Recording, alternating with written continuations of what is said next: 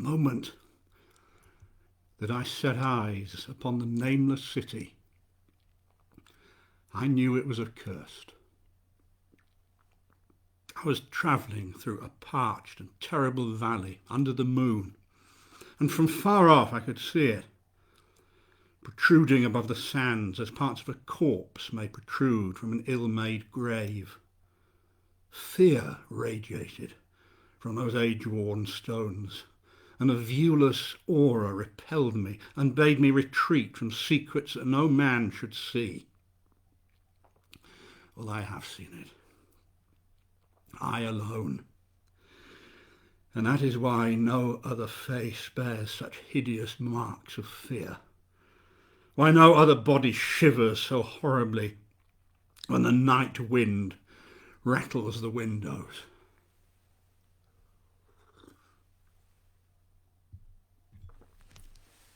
Remote in the desert of Araby it lies, its low walls nearly hidden by the sands of uncounted ages. It must have been thus before the first stones of Memphis were laid, while the bricks of Babylon were yet unbaked. There's no legend so old as to give the city a name, or to recall that it was ever alive, but it is whispered of around campfires, muttered about by grandams in the tents of sheikhs, and all the Arab tribes shun it without wholly knowing why. It was of this very place that Abdul al-Hazred, the mad poet, dreamed on the night before he sang his unexplainable couplet, "That is not dead which can eternal lie, and with strange eons even death may die." Yet I defied the warnings. I defied them all, and I went on with my camel into the untrodden waste. When I first came upon the nameless city, it looked directly at me, and as I returned its look, I forgot any triumph of finding it. Chilly from the rays of a cold moon, I stopped outside with my camel to await the dawn. Hours we waited, till the eastern sky grew grey, and the stars faded, and the grey turned to a rosier light edged with gold. I heard a moaning sound then, and I saw a storm of sand stirring among the ancient stones, although the sky itself was clear and still. And then suddenly, above the desert's far rim, came the blazing edge of the sun, and in my fevered state I fancied that from some remote depth there came a crash of metal to hail the fiery disk as Memnon hails it from the banks of the Nile. My ears rang, and my imagination seethed as I led my camel towards the stones. All that first day I wandered in and out amongst the shapeless foundations, finding never a carving or inscription to tell of those men, if men they were, who built the city and dwelt there so long ago. I had my tools with me and dug much within the walls, but it was joyless work. The antiquity of the spot I felt was somehow unwholesome, and there were certain proportions and dimensions in the ruins which disturbed me. It was as though the place were ill-suited to the uses of men, and I longed to encounter some sign or device, anything to prove that the city had indeed been fashioned by human hands. When night and the moon returned, I dared not remain within the walls, and as I went to sleep outside, a small sandstorm gathered behind me, blowing and sighing over the grey stones. Then, when I awoke at dawn from a pageant of ghastly dreams, my ears were once more ringing as from some metallic peal, and again I saw the sun peering through the last gust of a little sandstorm that hovered over the ruins. Well, I went back within the walls and spent much time tracing the bygone streets and outlines of the nearly vanished buildings. I saw that this city had been mighty indeed, and I wondered at the sources of its greatness. I tried to picture to myself the splendours of an age so distant that Chaldea could not recall it. I thought of Sarnath the Doomed, that stood in the land of Manar when mankind was young, and of Ib, that was carven of grey stone before mankind existed. In the afternoon, I came upon a place where the bedrock rose through the sand to form a low cliff, and here at last I saw what seemed to be tangible traces of the city's former population, because hewn rudely into the face of the cliff were the facades of what looked like small, squat rock houses. Very low and sand-choked they were, but I cleared one of the entrances with my spade, and I crawled through with a torch, and I saw at once that this cavern was in fact a temple. The ceiling was very low, I could hardly more than kneel upright, and the area was so great that my torch showed only part of it at a time, but there were unmistakable traces of the race that had once worshipped here. Primitive altars, pillars, niches, and although there was nothing that one could definitely call a sculpture, there were stones that seemed to have been shaped by artificial means, chiselled. I admit that I shuddered in some of the far corners because the arrangement of certain of these stones suggested rites of a quite revolting nature and made me wonder what kind of men could have frequented such a space. When I crawled out again, I realised that night was approaching. But you see, the afternoon's discoveries had been so fascinating that I did not now flee the moon-cast shadows as I had the night before. In the twilight, I cleared another entrance and crawled inside, where I found more vague stones and symbols. The room was just as low as the other one had been, but it was much less broad, and it ended in a narrow passage crowded with strange shrines. I was prying about in one of these when the cry of my camel broke through the stillness and drew me back outside. The moon was gleaming over the ruins, and it lit up a dense cloud of sand that seemed to be blown by a strong wind from some point along the cliff ahead of me. Now, I presumed that it was this wind which had disturbed the camel, and I was about to lead him to a place of better shelter when I happened to glance up, and I saw that there was no wind atop the cliff. I was momentarily confounded, but then I remembered those localized sandstorms that I'd seen before at sunrise and sunset, and I judged that this was a normal characteristic of the place. I suppose that it must come from some rock fissure leading to a cave. I watched the troubled sand to trace it to its source, and I quickly realised that it came from the mouth of another cave temple some distance to the south of me, almost out of sight.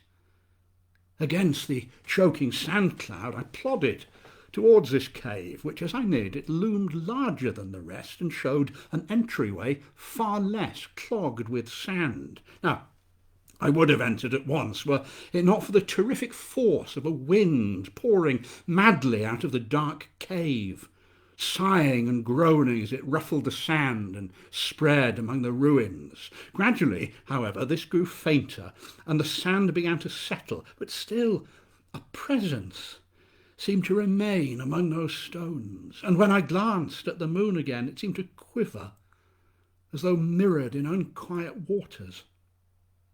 Without being able to quite say why, I admit that I was frightened, but not enough to dull my thirst for wonder, and as soon as the wind had died, I crossed into the dark chamber whence it had come.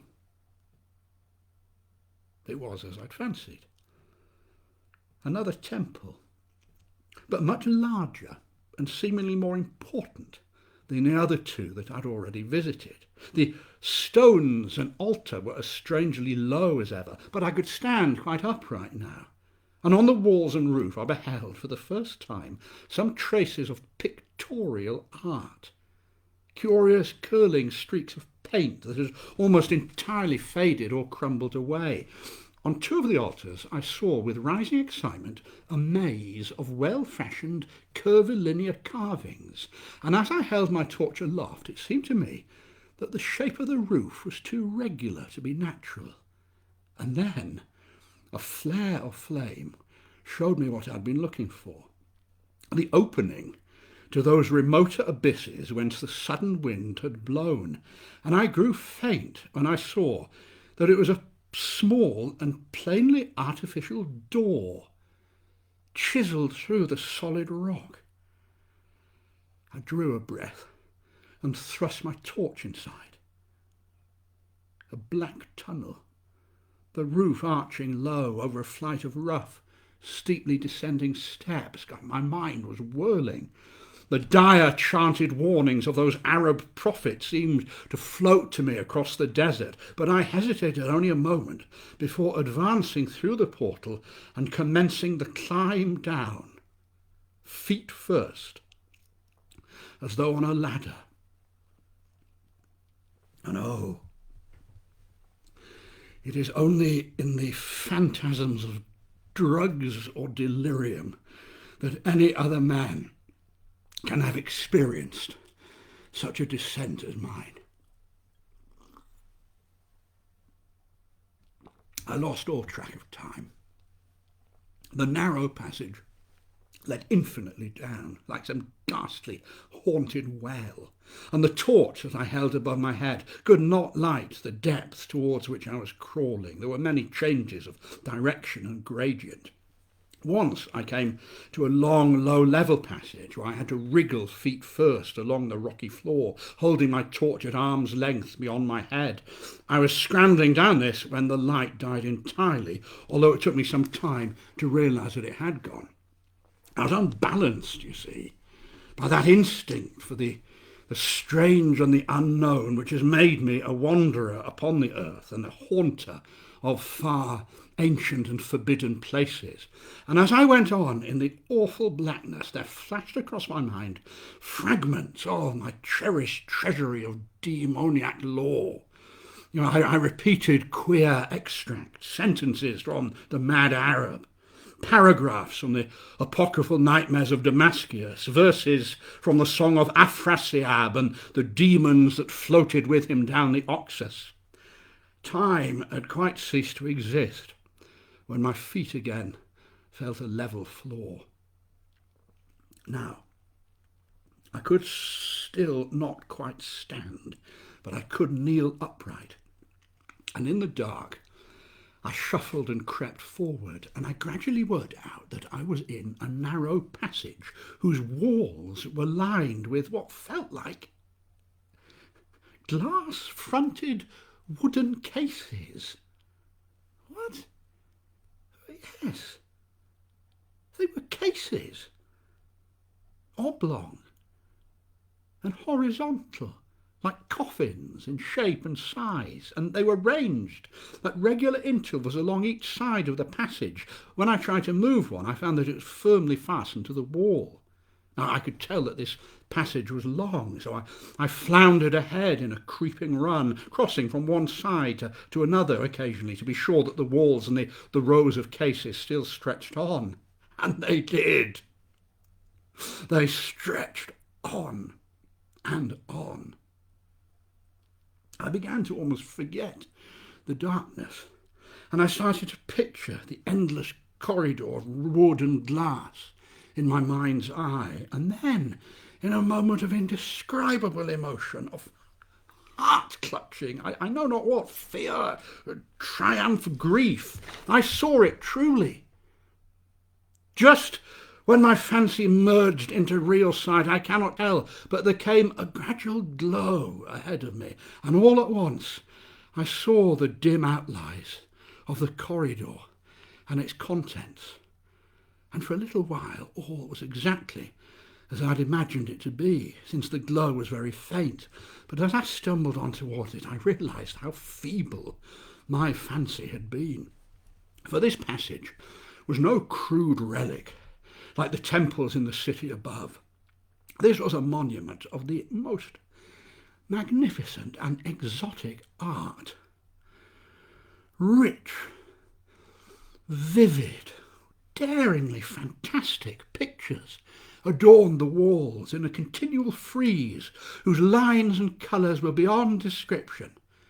The cases themselves, I saw, were constructed of a strange golden wood, and the fronts were indeed of the most exquisite glass, through which, oh God, the cases contained the forms of creatures which outreached in grotesqueness the most chaotic dreams of man. Now, I mean, to convey any idea of these monstrosities' words is impossible. In fact, I'm sorry. Excuse me.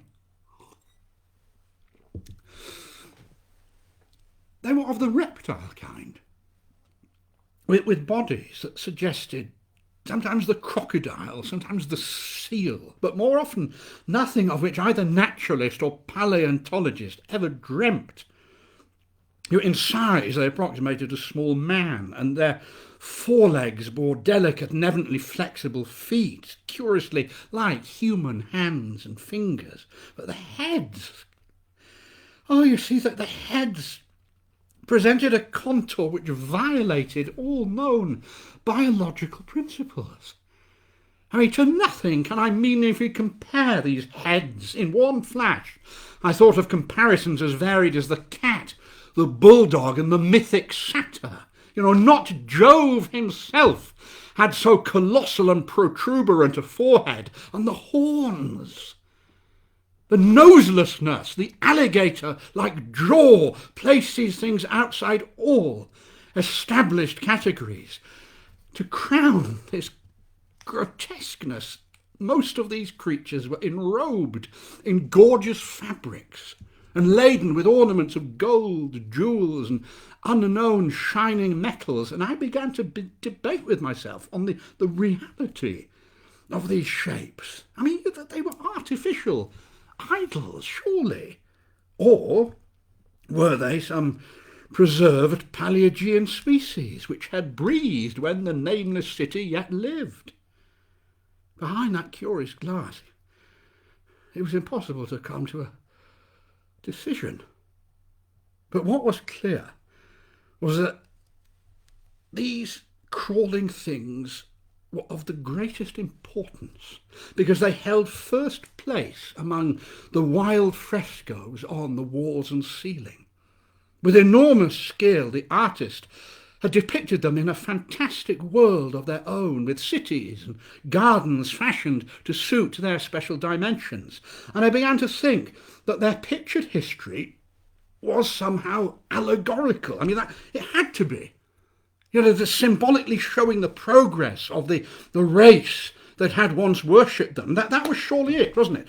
These creatures, I said to myself, that these monstrosities were to the men of the Nameless city what the she-wolf was to Rome, or some totem beast to a tribe of Indians. And armed with this interpretation, I thought that I could then trace in the paintings a kind of epic of the Nameless city.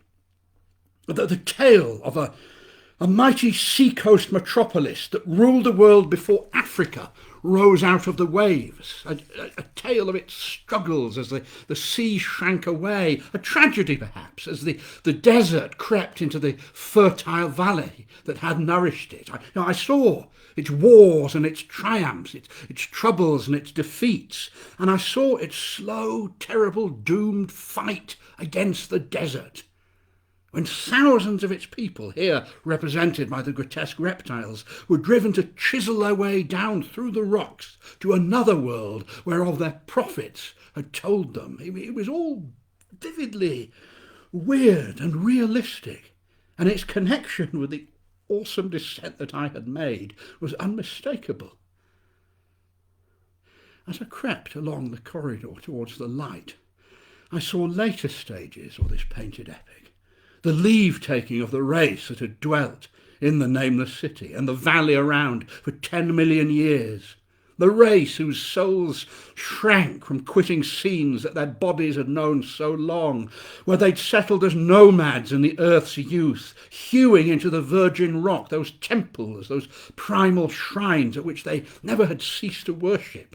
And now that the light was better, I studied the pictures more closely, and remembering that the strange reptiles must represent the unknown men, I pondered upon the customs of the place.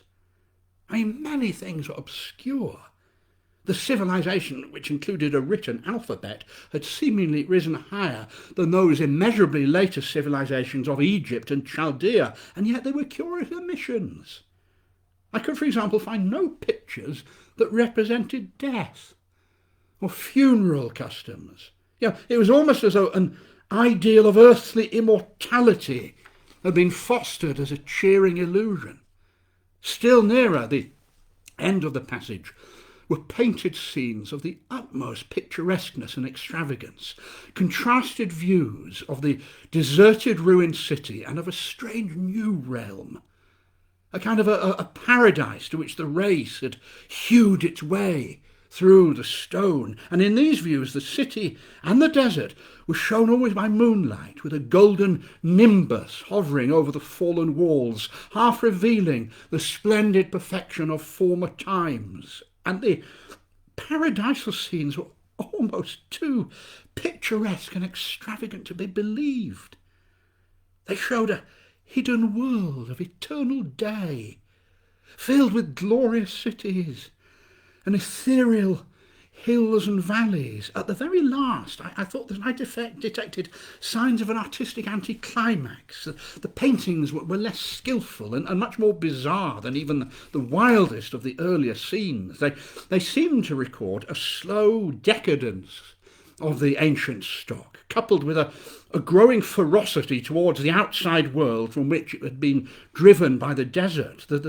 The forms of the people, always represented by these sacred reptiles, they appear to be gradually wasting away, while their spirit, which was shown as this golden haze hovering about the ruins by moonlight, it gained in proportion. Emaciated priests, displayed as reptiles in ornate robes, cursed the upper air and all who breathed it. And in one terrible final scene, a primitive-looking human, perhaps a pioneer of ancient Iran, was shown being torn to pieces by members of the elder race. I remembered again how the Arabs fear the Nameless city, and I was glad that beyond this space the grey walls and ceiling were bare. Now, as I viewed this pageant of mural history, I'd approached the end of the passage, and I became aware of a great gate through which the illuminating phosphorescence came. I crept up to it, looked through, and beyond, instead of other brighter chambers, there was only an illimitable void, a radiant nothingness, such as one might fancy gazing upon from the peak of Mount Everest, a sea of sunlit mist. Behind me was a passage so cramped that I could not stand upright in it. Before me, an infinity of subterranean effulgence. Reaching down into this abyss was a flight of steps, like those of the Black Passage that I'd already travelled, but after a few feet the glowing vapours concealed everything. Swung back against the left-hand wall of the passage was a massive door of brass, incredibly thick and decorated with fantastic reliefs which, if closed, shut away the whole inner world of light. I looked at these steps. I touched the open brass door, and then I sank prone to the stone floor, my mind aflame with questions and imaginings. And as I lay there, my eyes squeezed shut, clutching my skull, many things that I'd noticed in the frescoes came back to me with a renewed and terrifying significance. Scenes representing the Nameless city in its heyday, the vegetation of the valley around it, the distant land with which its merchants traded. In those frescoes, you see, the Nameless city had always been shown in proportions fitted to the reptiles, those allegorical creatures, those grotesque, symbolic beings. And now I began to puzzle over what its real proportions had been. I thought of the lowness of the temples, of the underground corridor. I mean, had they simply been hewn like that out of deference to the reptile deities that they honoured? even though perforce it reduced the worshippers to crawling themselves. I mean, perhaps the very rites had involved a crawling in imitation of the creatures. But why then should the passage in that awesome descent be so low also? As I thought again of the crawling reptiles whose hideous forms were so close to me, I felt a new throb of fear. I could not shake the hateful thought that except for the primitive man torn to pieces in that last painting, mine was the only human form amidst the many relics and symbols of primordial life. Indeed, all my fears, I think, concerned the past rather than the future. I mean, not even the physical horror of my present position in that cramped corridor of entombed reptiles and antediluvian frescoes, miles below the world I knew, could match the lethal dread I suddenly felt at the abysmal antiquity of the place, an ancientness so vast that it made a fool of measurement seemed to leer down from the primal stones and rock-hewn temples in the Nameless city. The most recent of the outstanding maps in the frescoes showed oceans and continents that man has forgotten, which only there and here showed some vaguely familiar outline. I mean, what could have happened in the geological eon since the painting ceased and the death-hating race succumbed to decay? Life had once teemed in these caverns and in the luminous realm beyond, and now I was alone with the relics, and I trembled to think of the countless ages through which these relics had kept a silent and deserted vigil. No! I pressed my eyes, I screamed defiance at my own imagination, I bashed my head against the floor, and it worked. It worked, as always, in my strange and roving existence. Wonder eventually drove out the fear. I mean, that a world of mystery lay down that flight of steps, I could not doubt. The frescoes had pictured unbelievable cities, hills and valleys in this lower realm, and my fancy began to dwell once more on the rich and colossal ruins that awaited my discovery. But suddenly, I found myself starting frantically to a sitting position and gazing back along the black corridor. There had been a burst of sound, a deep, low moaning from the direction that I'd already come, from the city above. It grew louder, till it was reverberating through the passageway, and I became conscious of an increasing draught of cold air. Now this breeze seemed to restore my balance, so I instantly recalled the sudden gust which had risen around the mouth of the abyss each sunset and sunrise, one of which had served to reveal the hidden tunnels to me. I looked at my watch, and I saw that sunrise was indeed near, and I braced myself to resist this gale which was now sweeping deafeningly down to its cavern home as it had swept forth at evening. More and more madly poured the shrieking, moaning night wind into that gulf of the inner earth. I dropped prone again and clutched at the floor for fear of being swept into the phosphorescent abyss. The malignancy and sheer volume of the blast awakened incredible fancies within me, and once more I compared myself to the only other human image in that frightful corridor, the man torn to pieces by the nameless race, because in that fiendish clawing of the swirling currents there seemed to abide a vindictive rage.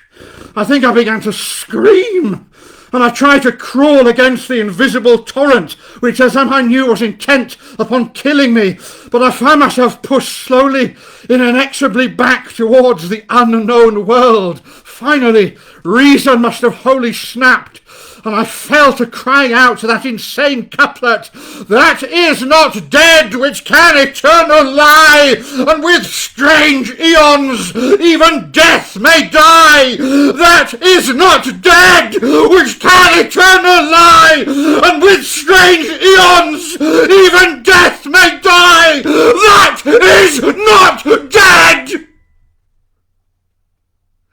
I shrieked it over and over, I know not how many times, for as they came out of me, my cries were lost in the hell-born babel of the howling wind wraiths.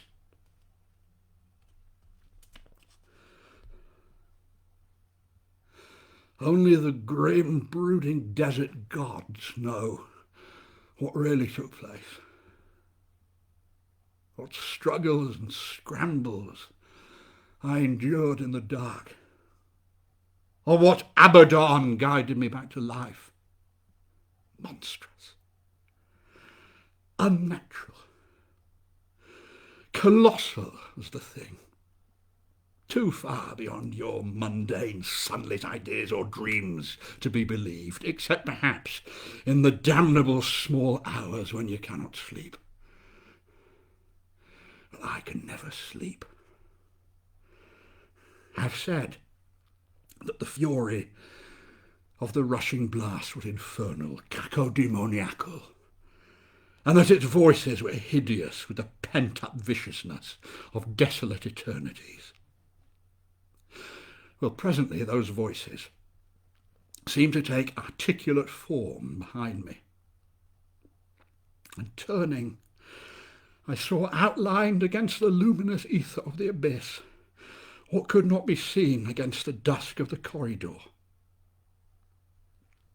A nightmare horde of rushing devils, hate-distorted, grotesquely panoplied, half-transparent, devils of a race no man may mistake, the crawling reptiles of the Nameless city. And as the wind died away, I was plunged into the ghoul-peopled blackness of Earth's bowels. For behind the last of the creatures, the great brazen door clanged shut with a deafening peal of metallic music whose reverberations swelled out to the distant world to hail the rising sun, as Memnon hails it from the banks of the Nile.